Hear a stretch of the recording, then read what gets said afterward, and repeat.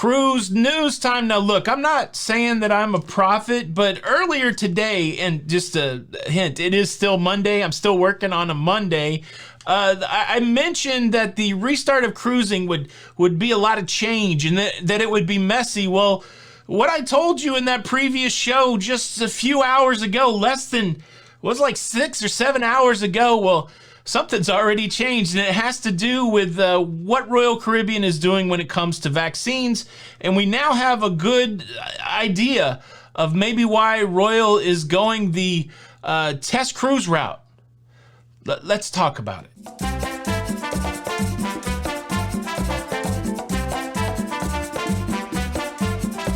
Hey, what's up, everybody? Welcome back to Lido Loca. I'm your host, Tony, here with the latest cruise news updates.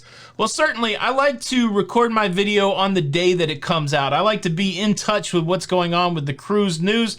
But I took a trip over the weekend, and somewhere along the way, I got a slow leak in one of my tires, and it reminded me it was time to change the tires on my car. So the only time I could get in for my tires was about the same time that I'm normally working, and so it's Monday night. I'm recording a video, and as it were, this is a perfect time to record a video because there's been some interesting conversation since the show from earlier today. The show from earlier today when I talked about Royal Caribbean talking about the cruise restart and how vaccines would play a part, or how it would play a part for them.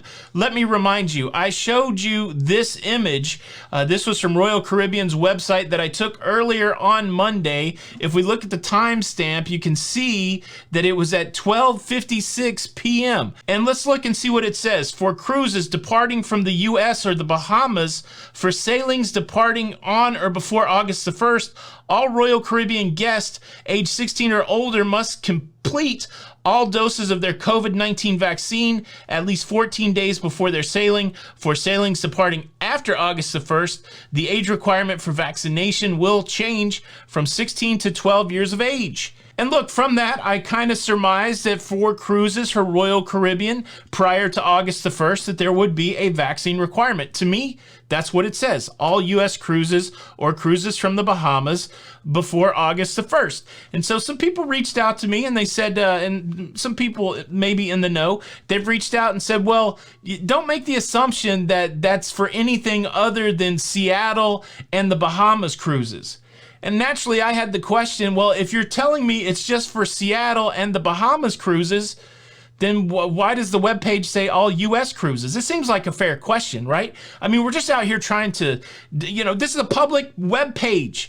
We're just, and that's, okay, I'll let it go at that. So it's now 9 p.m.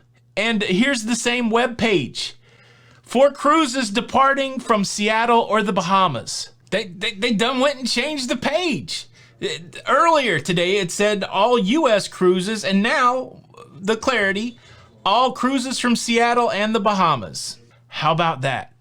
So awesome. This makes it a lot clearer. All cruises for Royal Caribbean before August the 1st apparently will not need a vaccine. And it becomes clear why that is true. My favorite CEO, my favorite cruise, well, I mean, I like them all, actually. I think they all have some different attributes that I really love, but I've appreciated Richard Fain's leadership throughout this whole crisis, his willingness to come and talk to travel agents and talk to people in the industry and really kind of lay it out there. I've appreciated, and he's been, very pro-science, very pro-health.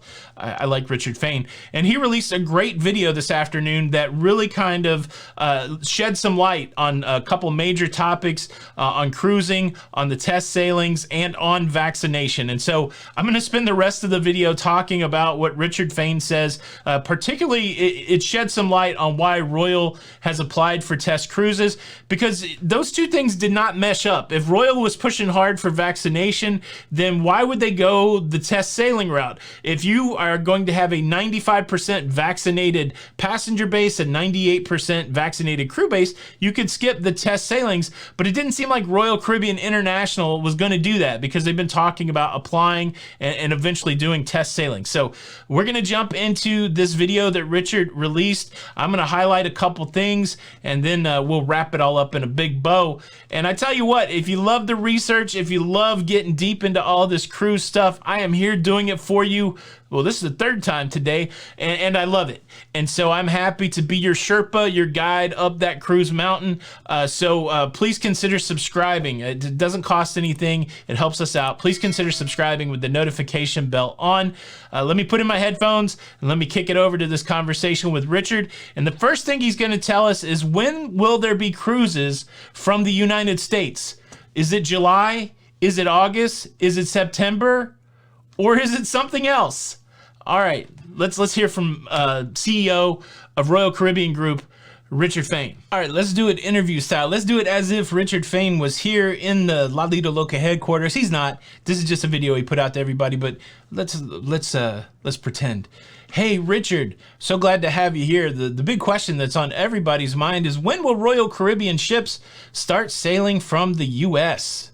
We can now state with a high level of confidence that ships from the Royal Caribbean Group will be operating out of U.S. ports as early as next month. Next month. It feels so good to be saying those words. Next month? Holy moly, Richard Fain. That is an awesome answer. Now, I wish I had the opportunity to ask a follow-up question, which I don't.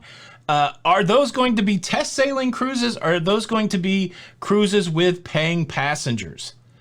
I'm not able to ask that question. So here's my next question for you, Mr. Fain. I am very excited about the cruise restart. Can you give us some specifics about Royal's approach to the cruise restart? And really, can you tell us about vaccines? Now let me tell you a bit about the specifics of our restart.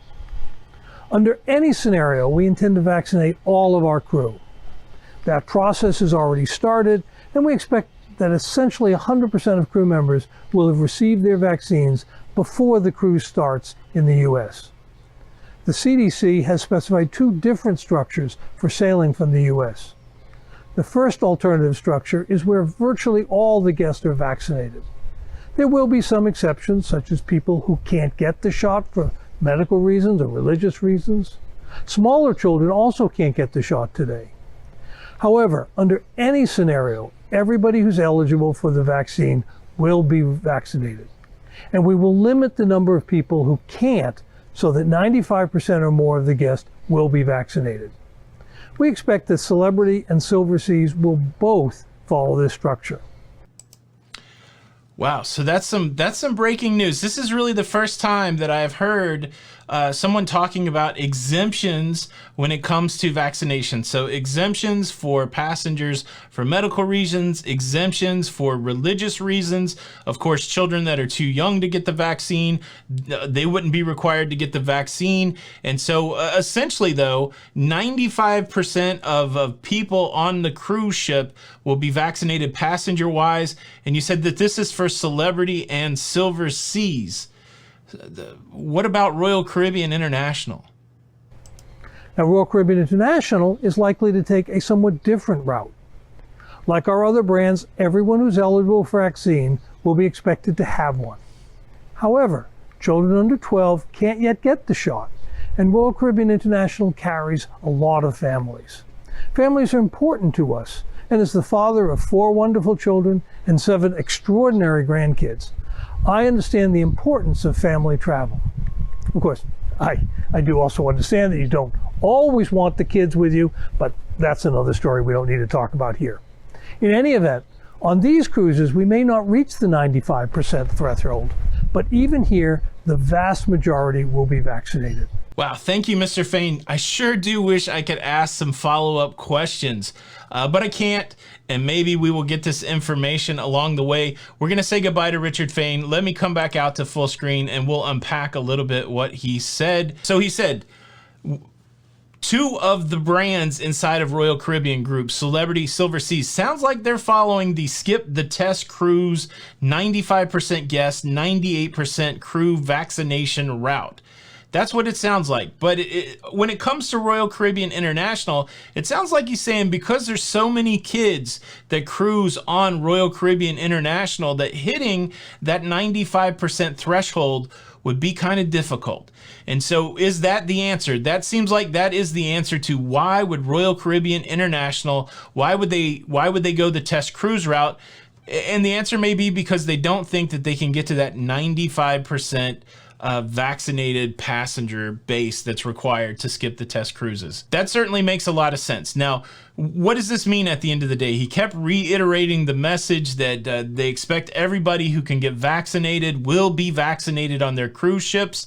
But does that mean they're going to ask? If they're going with the non-vaccinated test cruise route, you don't have to verify the vaccine status of people. So let's tie it all together. We've seen the change on the website from all US cruises to just Seattle and the Bahamas.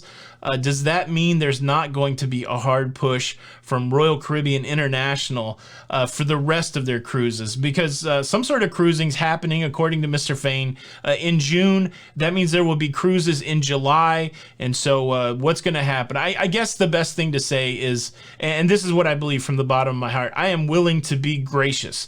We're out here as consumers. We want to know, you know, like for my personal situation, I am 19 days from a cruise that I don't know the final health protocols. I don't know when I can check in. I mean, that's 19 days. That's really close. But, you know, really my position is to be gracious because this is such a fluid situation that you see like this website change just in a few hours. Just in, you know, 7 hours since I released that video. So it's fluid, but I tell you what, I really like what Richard Fain is saying here. It's interesting, a couple of the brands will really be close to that 95% vaccinated mark, and then Royal Caribbean International, a family brand, maybe not. And so we're left to just wait and see and probably not speculate. Maybe that's the thing that they're trying to teach us with this change. Just it's changing a lot, and just wait till it comes. But I tell you what, my only beef here is if you put something on your public website, I think it's fair game to say the what is the what. And I don't think I was speaking out of school when I read those words that said all U.S. cruises, and I'm really glad that they clarified it. I don't think I had anything to do with them clarifying it, but I'm glad they clarified it. All right. Let me kick it over to you. What's your takeaway from what Richard Fain is saying? Does this make sense for why they might be trying the test cruises? And it's good, right? If you're out there and you're worried about medical exemptions and those kind of things, we finally got some information that at least on Royal Caribbean, exemptions will exist. Whew. What a day here at Lido Loca. Love you guys. Appreciate you guys so much. Thank you for watching the show. Please hit the like button or I will change your website. How about that? It's Tony with Lido Loca, and until the next time, we'll see you on the Lido. Bye.